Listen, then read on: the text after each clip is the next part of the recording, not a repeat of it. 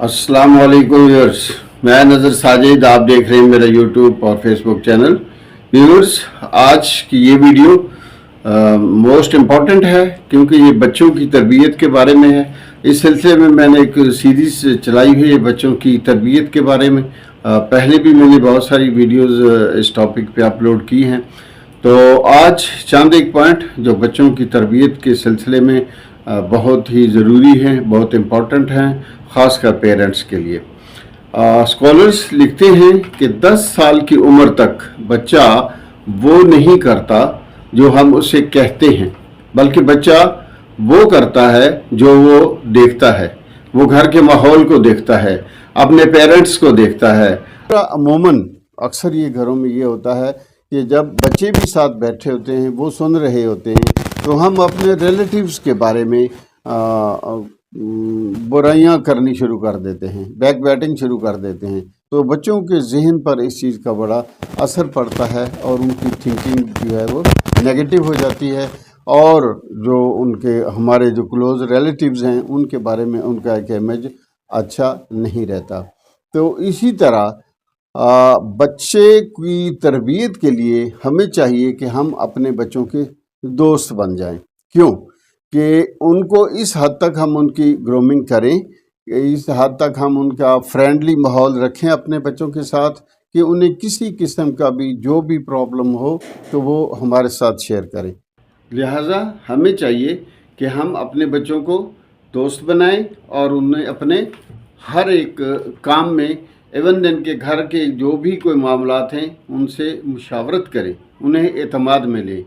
Normally हम एक गलती और करते हैं कि जब कोई गेस्ट आए हुए हों, कोई और रिलेटिव्स आए हुए हों, तो उस वक़्त हम अपने बच्चे को डांटना शुरू कर देते हैं या उसकी बुराइयां शुरू कर देते हैं कि जी ये तो बिल्कुल पढ़ता नहीं है, ये तो बिल्कुल किसी काम का नहीं है, ये तो कहना नहीं मानता है, ये तो निकम्मा है।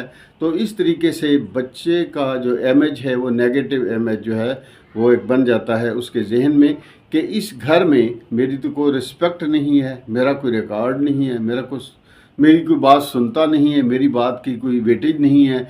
तो वो क्या करता है कि वो और दोस्त बना लेता है। अभी इट डिपेंड्स अपॉन कि उसको जो दूसरे दोस्त मिलते हैं वो किस तरह के दोस्त होते हैं, उसको मिसगाइड करते हैं और गलत साइड पे उसे ले जाते हैं। जब बच्चे ग्रोन अप हो जाते हैं तो फिर उस वक़्त हम क्या कहते हैं, क्या पछताए क्या होत जब चिड़ियाँ चुग खेत।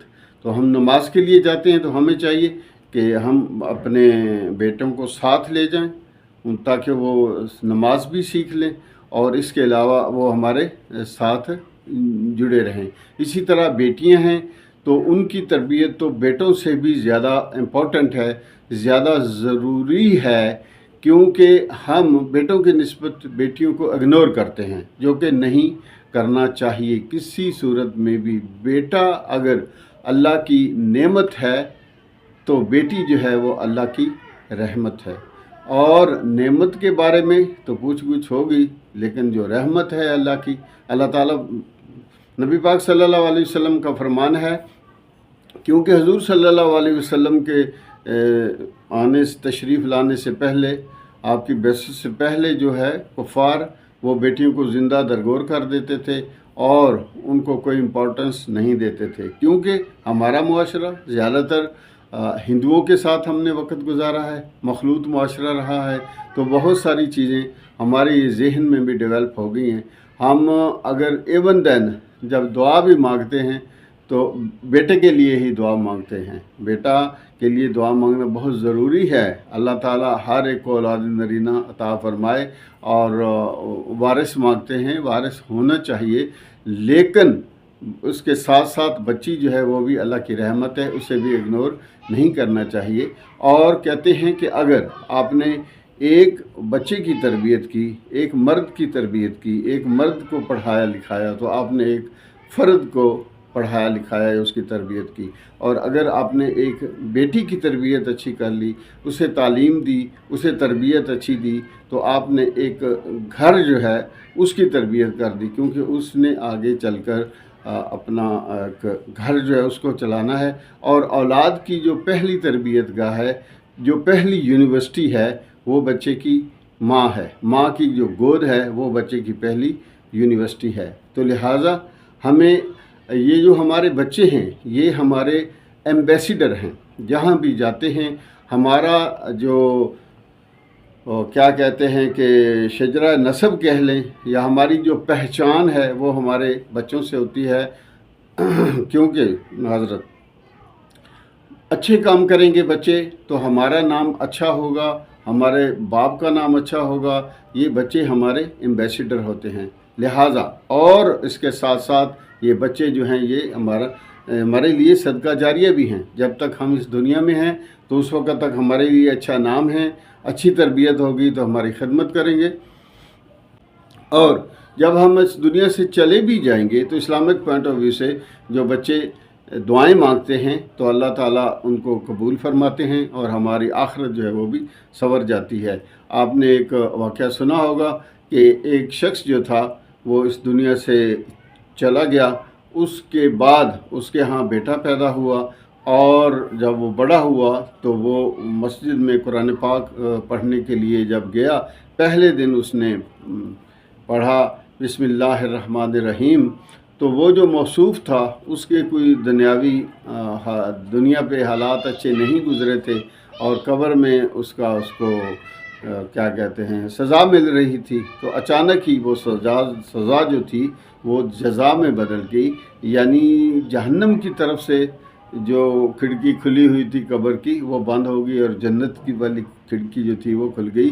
तो उसने पूछा फरिश्तों से कि मैं तो इस दुनिया से आए हुए मुझे 5 साल गुज़र गए, तो मेरा अमल तो वहाँ ख़त्म हो गया था, तो ये किस चीज़ की मुझे अल्लाह ताला ने जज़ा दी है? तो उन्होंने फरमाया कि तेरे बाद तेरे यहाँ एक बेटा पैदा हुआ था और आज वो मस्जिद में गया है और उसने कुरान पाक पढ़ना शुरू किया और आज उसने पढ़ा है बिस्मिल्लाहिर्रहमानिर्रहीम। तो अल्लाह तबारक व तआला ने उसके सदक़े अल्लाह ताला ने आपकी बख्शिश फरमा दी है। तो लिहाजा आज की इस वीडियो का आउटकम यही है कि हमें एक तो बेटा और बेटी दोनों को बराबर अहमियत देनी चाहिए, बेटी को इग्नोर नहीं करना चाहिए। तीसरी बात यह है कि हमें अपने बच्चों को अपना दोस्त, अपना फ्रेंड बना के साथ रखना चाहिए, ताकि जब हम घर में आएँ तो हमारे बच्चे जो हैं वो खुश हो जाएं, हमारे साथ बैठें, हमारे साथ खेलें, हमारे साथ गप्पें लगाएं। हाँ, डिसिप्लिन जो है बच्चों का वो अपनी जगह पर है, मतलब है कि शरारतें अलग बात है लेकिन बदतमीज़ी जो है वो एक अलग बात है। तो बच्चों को नहायत ही एहसन तरीके से हमें अपनी औलाद की तरबियत करनी चाहिए, ताकि जब हम इस दुनिया से चले भी जाएं तो लोग हमें अच्छे नाम से याद करें। वो कहते हैं कि शख्स चला जाता है लेकिन उसकी शख्सियत जो है ना वो बाकी रहती है। तो अगली आने वाली नई वीडियो तक नज़र साजिद को दीजिए इजाज़त। अल्लाह हाफ़िज़।